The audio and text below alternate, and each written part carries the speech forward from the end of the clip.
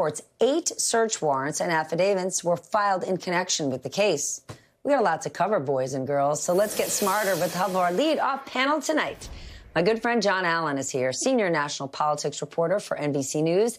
Katie Benner, Pulitzer Prize-winning Justice Department reporter for the New York Times.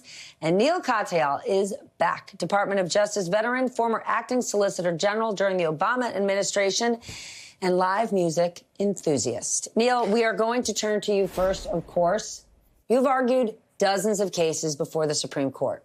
Help us understand, why would the grand jury not meet today? Everyone was waiting, oh my gosh, today's the big day. What does it tell you that they didn't meet today? They are going to meet on Thursday.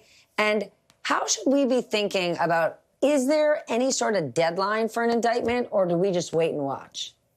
So you're right. I've argued all these cases, and I do think, Stephanie, the big difference between every case I've argued and the one we're talking about here, the potential indictment of Donald Trump for January 6th, is so far there's no defense that Trump has really articulated. It's all just basically smoke and mirrors and attacking the prosecution and the Biden Justice Department for investigating him when Biden and Garland don't have anything to do with this, really. This is an independent investigation by Jack Smith, who's a career prosecutor operating under the special counsel guidelines, which give him independence. So, yes, the grand jury did not meet today. I don't know. You could read that in one of two ways, basically. One, it means they've already voted on an indictment, perhaps last week, and Jack Smith is waiting to unseal that indictment until sometime probably this week. The other is they just haven't gone around to it yet. They'll meet on Thursday. Either way, I do think that an indictment is coming in short order. And I say that because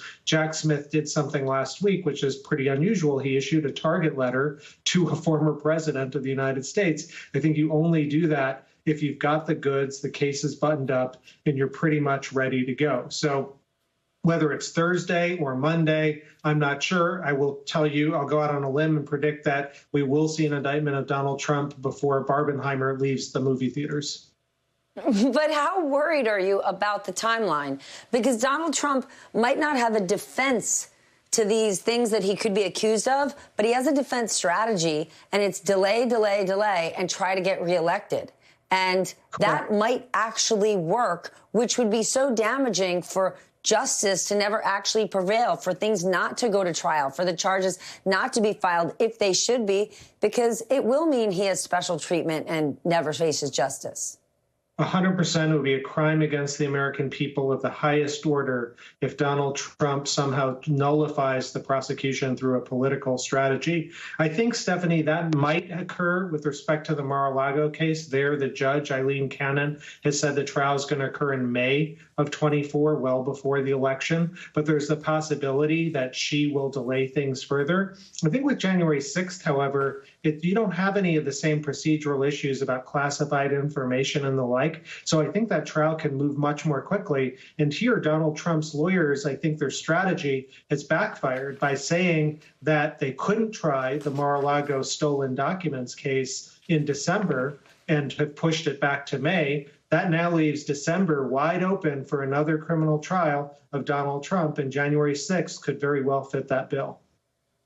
Could you explain this one to us, Neil? The New York Times says that prosecutors are not supposed to use grand juries to gather new evidence after charges are brought unless more charges are coming. What exactly does that mean, and could that delay things even more?